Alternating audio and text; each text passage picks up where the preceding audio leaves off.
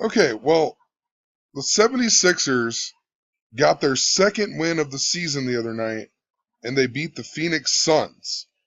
A few interesting things about this game. So their first game of the season that they won was against the Lakers, and it was their 19th game of the season. And then they won this game, which happens to be their 32nd game of the season. Kind of like 1932.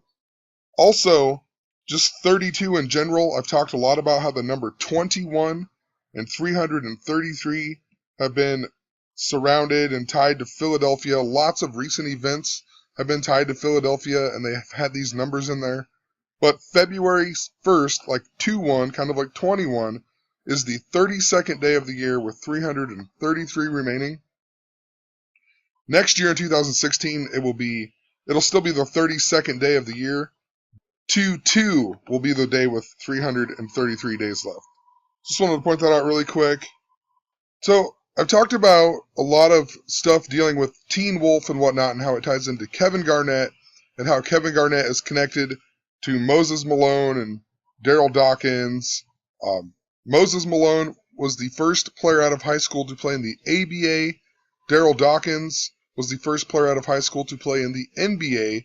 And then Kevin Garnett is the first Teen Wolf in the NBA, also the third player out of high school to go play in the NBA. But Moses Malone died this year at the age of 60. He even died on Rosh Hashanah. Rosh adds up to 60. Hashanah, 60. Lots of other things, even Abraham Lincoln and Lincoln, Nebraska, 60. Tons of other 60s, but let's see here. Daryl Dawkins also died this year. And Daryl Dawkins' name in gematria adds up to 60. And they're both famous for being Philadelphia 76ers. Lots of other Philadelphia 76ers have died this year. Just seems kind of interesting. Even ties into the death of Flip Saunders, Kevin Garnett's first coach. Interesting too, then 76ers adds up to 60 as well. Also, the 32nd president was FDR. And that's when we went to World War II. World War II, 60. Also, Pearl Harbor, the reason that we entered World War II, also adds up to 60. Also, if you go back and watch my Nebraska Cornhusker videos about Moses and how it ties into Moses from the Bible and whatnot, there's been a lot of foreshadowing of war recently as well. Moses adds up to 71, just like the Ten Commandments, just like World War III. Also, he was in the tribe of Levi that adds up to 60. Even Super Bowl 50. Interesting, we have Super Bowl 50 coming up. Super Bowl 50 adds up to 71 as well. And they love to foreshadow these events with sports. And that's the whole point of it, I think. They foreshadow the stuff with sports and whatnot. So, it was also their second win of the season. Second adds up to 60. Interesting, in this video back here, I said something about how they might get their second win and be 2-29 because of they were playing the Bucks or whatever. The Bucks adds up to 56. 56 has been a really big number, at least since the Paris attacks. It's been all over the place, dealing with bad things and whatnot. Paris, France, 56. ISIS, 56. Black Lives Matter, 56. Climate change has been in the news a lot, 56. Even Osama bin Laden, Adolf Hitler, and Saddam Hussein all add up to 56. But one of the things I didn't realize when I talked about it in that video was that Phoenix Suns also adds up to 56. So go figure that they would beat the Phoenix Suns. And now the Phoenix Suns are having all these problems and whatnot. Markieff Morris threw the towel at Jeff Hornacek, the coach. Jeff Hornacek, also known for being a player at the Utah Jazz, right? And then the next game, the Sixers play the Utah Jazz. What a coincidence, you know? Also, in the video that I talked about where I said I think they might beat the Bucks and be 2-29, I was talking about this game, and look how they reported the game. The Knicks beat Sixers 107-7, but the Sixers actually had 97 points. Interesting that the word 60 adds up to 97.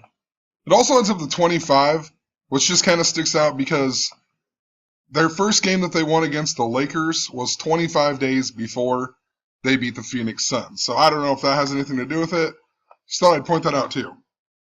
So also since they won their 32nd game, their 19th game, so 1932.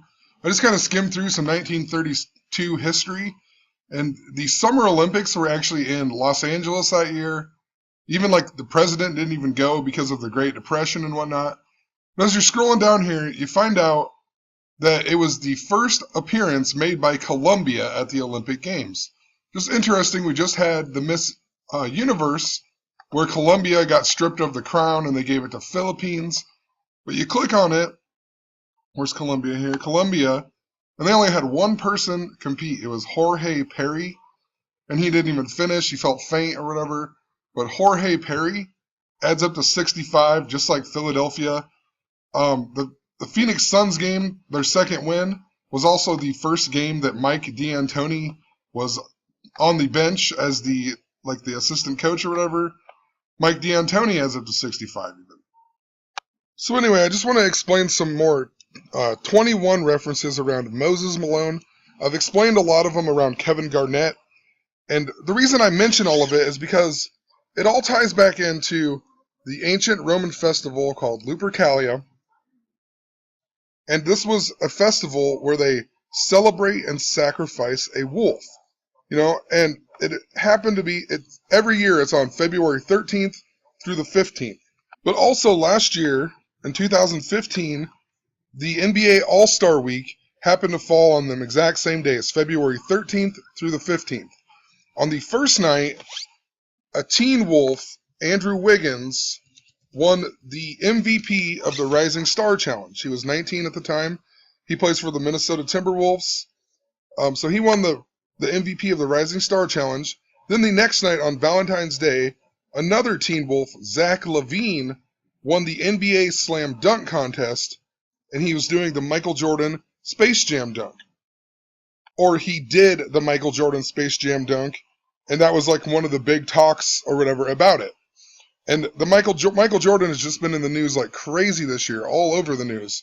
Just the dumbest stuff ever. He's a quad billionaire, you know what I mean? Just stupid articles. He went with Tom Brady on vacation and played Tom Brady in a pickup game. So I'm still trying to figure out what the exact foreshadowing is to Space Jam. If it's something to do with aliens or something that they have planned, an alien deception, just anything along the lines of that. Space Jam did come out 19 years ago on November 15th. Interesting, the 76ers won on their 19th game against the Lakers. Also, a lot of it ties back in to the movie Teen Wolf with Michael J. Fox. He's also in Back to the Future. They have the Gray Sports Almanac. We had a ton of Gray references this year. Freddie Gray, Dr. McDreamy from Grey's Anatomy was killed off right around the same time Freddie Gray died. They also had 50 Shades of Grey that came out. And the Gray Sports Almanac is interesting because it's 2015, and that's when they go to the future and Back to the Future. Also, along the lines of that, in the movie Teen Wolf, he joins the school play, and it's about the Civil War. The Civil War were the gray coats. They wore different shades of gray because they couldn't afford to dye their uniforms. But there's also Nebraska Cornhusker stuff all in the background of that movie. It has nothing to do with Nebraska. There's palm trees in the movie. And it's the Lincoln reference is what they're doing. They did an Abraham Lincoln reference to Lincoln, Nebraska. Lincoln, Nebraska adds up to 60. Abraham Lincoln adds up to 60. And there's been lots of references, Abraham Lincoln references all throughout the year. They even had the theater shootings. Right around the same time as James Holmes was sentenced. The Batman shooter, the theater shooting. Abraham Lincoln died in a theater. There's a lot to foreshadowing Obama to be assassinated and then maybe a war to follow. So anyway, Slam Dunk Contest adds up to 56. Kevin Garnett, if you write his name out in Gematria, it also adds up to 56. Kevin Garnett was the first teen wolf, like I said. The word wolf even adds up to 56. I'll just write them out here real quick. So Wolf, 56. Kevin Garnett, 56. Kevin Garnett was even traded back to the Minnesota Timberwolves for Thaddeus Young. Thaddeus Young adds up to 56. He even used to play for the Philadelphia 76ers and wore the number 21. Kevin Garnett even came back to the Minnesota Timberwolves.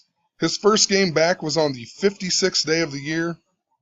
It doesn't say it on here, but it's 6 days after February 19th, February 25th, the 56th day of the year. Garnett also wore number 21. When he first came in the league, he wore number 21 with the Minnesota Timberwolves. It was the first year that Flip Saunders became the head coach of the Minnesota Timberwolves. He became the coach on the 21st game of the season in Kevin Garnett's rookie season wearing number 21.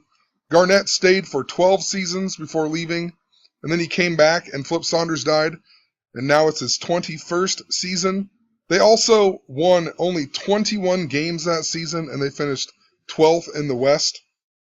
Also interesting, I talked about how Daryl Dawkins was the first player out of high school to the NBA, Moses Malone out of high school to the ABA, and then Kevin Garnett was the first Teen Wolf. This guy went the same year as Daryl Dawkins. He was just farther in the draft. This guy never played, so that's why he doesn't count. So Daryl Dawkins, Bill Willoughby, and then Kevin Garnett. But interesting, Daryl Dawkins was the 5th pick in the draft, just like Kevin Garnett. Also, Moses Malone then, when he finally went to the NBA, it says, in 1976 dispersal draft, held for the remaining ABA players, Malone was selected by the Portland Trail Blazers with the 5th overall pick in the draft. So, Moses Malone was the 5th pick in the draft, Daryl Dawkins the 5th pick, Kevin Garnett the 5th pick in the draft. So anyway, I wanted to look at Moses Malone again. There's a ton of 21 references around him as well.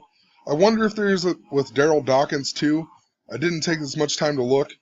But Moses Malone actually played 21 professional basketball seasons. So from 1974 to 1995, 21 seasons professional. Also interesting, he retired in 1995, and then Kevin Garnett began his NBA career in the year 1995 as well. Interesting, I don't know, his NBA debut was on the 21st day of October. He even wore number 21. It says for the Houston Rockets in 1977. But his first NBA game ever was when he was age 21, 212 days. I mean, come on. 21, 212 days. They beat the Milwaukee Bucks by 21 points. And I never typed it in before, but Bucks adds up to 56. He even holds the NBA record for most offensive rebounds in a game with 21. This article right here even says that when he played in Philadelphia, so he was 21 when he went to the NBA. He played 21 professional careers, but his run in Philadelphia when he averaged 21 points and 12 rebounds. Interesting. And then he was inducted into the NBA Hall of Fame in 2001. In numerology, you take out the zeros. That's even like 21. He was even a 12-time All-Star, even known famously for responding about the 76ers postseason chances to win in 1983. He said faux, because he said they were going to sweep all 4 of their series, so 4, 4, and 4, and they were going to be 12-0, but they ended up being 12-1 because they lost 1 game in the second series. So literally, they were 12-1, just like the Mirrors 12-21. Interesting too, the first game that he actually scored in the NBA was against the Philadelphia 76ers in 1976, and his team lost, making them 2-1 even. It was also on October 27th, Philadelphia's anniversary day. They became 333 years old this year. That's the same day that Back to the Future, the movie, ends in 1985 when the train destroys the time machine. We've talked about how it ties into the Philadelphia train wreck. His 21st game was against the Lakers. They've been all tied into this as well. He finished his career with the San Antonio Spurs. He even made a buzzer beater in this game. Spurs adds up to 21. The buzzer beater was from 80 feet away. 80 feet adds up to 56. They also beat the Charlotte Hornets. Charlotte Hornets adds up to 75. Interesting, he died 7,575 days later. Michael Jordan is also the owner of the Charlotte Hornets. His final game was also Pope Francis's 58th birthday. Just interesting, San Antonio and Pope Francis both had up to 122. But I ran out of time. Leave it at that. Have a good one.